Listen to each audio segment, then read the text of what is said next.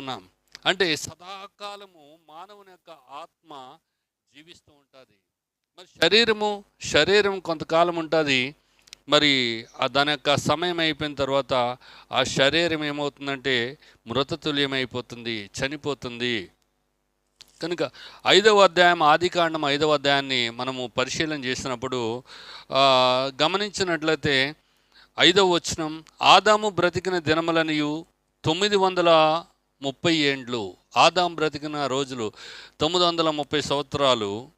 అప్పుడు అతడు మృతి పొందెను. ఆదికాండం 5వ అధ్యాయంలో గమనించినట్లయితే ఆదాము చనిపోయినాడు అని అంటాం.